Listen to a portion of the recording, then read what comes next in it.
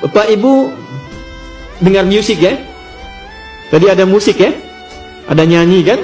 Apa hukumnya musik? Wah, ini rame ya. Beberapa tempat gara-gara musik, suami istri bisa nggak tegur sapa itu. Ya? Kawan jadi tak kenal lagi deh. Musik itu asalnya juga dari tradisi jahiliyah. Ada tradisinya. Ya. Mulanya dari syair. Syair disebut syair, Datuk juga di bahasa Arab, saya spesialisasi juga di bahasa Arab. Syair disebut syair kalau dia memenuhi 4 unsur. Di antara 4 unsur ini ada musik. Ya, al-fasahah, al-khayal, kemudian nanti uslub, yang keempat adalah musik. Ya, musik. Ada musiknya. Nanti punya mereka 16 rumus. Disebut dengan bahr di ilmu arud. Misal, ada rumus namanya tawil. Tawilun lahudun al-buhuri fadailun, fa'ulun mafa'ilu, fa'ulun mafa'ilu. Kifa dhikra min dhikri habibin wa manzili, bisaqtili wa bainad dakhuli fahawmali. Contoh rajaz. Mustaf'ilun, mustaf'ilun, mustaf'ilun, mustaf'ilun, mustaf'ilun, mustaf'ilun. Sautus safiril bulbuli, hayyaja qalbi thamili. Al-ma'u wa dhahru ma'a ma zahril lahdul muqali. Fa anta ya sayyidi wa sayyidi wa mawlali. Fakam tajummuni ghazayyinun aqayqali. Kataftuhu nadatin min fi'li hadha ar-rajuli. Faqala la la la la faqad ghada muharwili. Wal walad wali wali ya wailali. Fakultu la tuwalwili fabayyinul lu'lu'ali. Qalat tawhina kaza'in raziddin muqali. Kahatan kakailali tabtabili. Coba ulangi. Madid mufa'alatun mufa'alatun fa'ilatun tala'al badru alaina min thaniyatil. Itu asalnya qasidah. Rumusnya madid. Ada 16 rumus yang dipraktikkan di era Nabi, di masa jahiliyah. Itu bentuknya banyak. Misal, ada orang bikin qasidah, bikin puisi untuk berzina, namanya ghazal. Jadi dia bikin rayuan-rayuan lewat puisi supaya bisa berzina dengan orang lain. Ada lagi khamariyat, bikin puisi untuk mabuk. Ya, jadi supaya senang menikmati minuman keras. Di zaman jahiliyah itu pemabuk amatir itu minumnya 5 kali dalam sehari.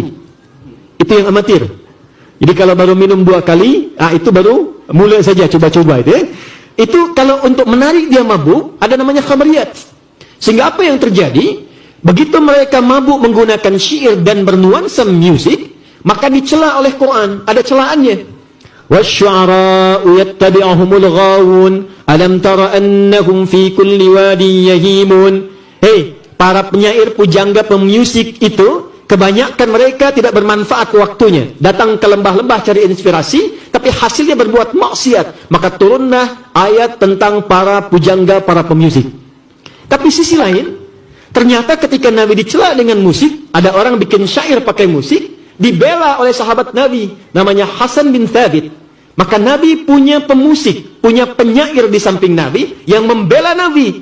Dan ketika membela Nabi, turunlah ayat illal ladzina amanu wa amilus shalihat, kecuali yang musiknya diarahkan kepada amal saleh dan nilai-nilai kebaikan. Maka para ulama menyimpulkan dari tradisi ini, musik berkembang dibagi 2 bagian.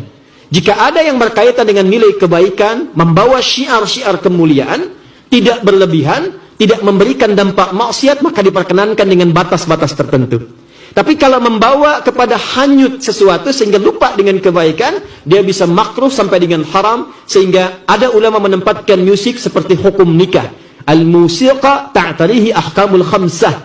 Jadi tengah-tengahnya adalah ibahah, ke kanan sunnah, bahkan bisa wajib, ke kiri makruh, ke kirinya lagi haram. Di masa Islam jaya, musik ini diadopsi menjadi teori gramatikal memudahkan belajar pengetahuan. Contoh, di masa-masa Islam jaya di Andalusia, itu para ulama kalau ingin membuat metode-metode mengajar, semua pakai syair. Kita kenal alfiyah ya. Alfiyah itu metode gramatikal bahasa Arab, menghimpun nahwu dan saraf, hafal 1002 bait, maka menguasai semua kaidah bahasa Arab. Kalamuna lafzun nufirun kastaqim wasbun wa fi'lun thumma harfunil kalim wahiduhu kalimatun wal qawlu am wa kalimatun biha kalamun qad yu'am bil jarni wat tanwini wan nida wa al wa mustadin lil ismi tamyizun hasal bita fa'alti atat wa ya if'al li wa nun iqbalanna fi'lun yanjali. Itu ada musiknya. Tapi tak ada yang mengharamkan itu, semua membenarkan. Ada alfiyah di ilmu hadis, ada alfiyah asy-Syatibi, ya, ada nazamnya, nazam Syatibi ya.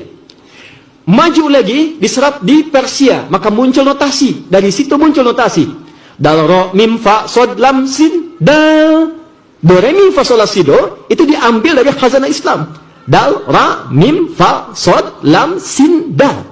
Disitulah menjadi notasi yang bisa dibaca, jadi dikembangkan menjadi alat-alat musik. C, D, E, F, G, A, B, C, G, A, B, C, D, F, Is, G, D, F, Is, G, A, B, Cis, D, A, B, Cis, D, F, Is, Gis, A, F, Is, Gis, A, B, Cis, Dis, E, B, Cis, Dis, E, Fis, Gis, Ais, B, Fis, Gis, Ais, B, Cis, Dis, Ais, Fis, Cis, Dis, Ais, Fis, Gis, Ais, Bis, Cis. Tapi saya tak bisa main-main musik, ya, karena gelombangnya beda. Tapi saya hafal, tahu, karena riset. Nah, maka dari situ kemudian dikembangkan, ada tradisi-tradisi musik yang kita dapati. Ada nasyid, kita kenal dulu nasyid ya. Dari akapela sampai diiringi dengan alat. Membawa kepada ketaatan, kita ingat dengan Allah. Ada Raihan, ada Hijaz di Malaysia. Indonesia ada The Fikr, ya. Kemudian ada The Zikr dan sebagainya. Itu sah, tidak ada masalah. Tapi ketika musik digunakan untuk maksiat kepada Allah. Cinta satu malam. Apalagi itu, ya. Dan seterusnya. Itu yang dari liriknya bertentangan, maka tradisi itu ada yang bisa dibenarkan, diakomodir oleh syariat, ada yang ditolak secara langsung.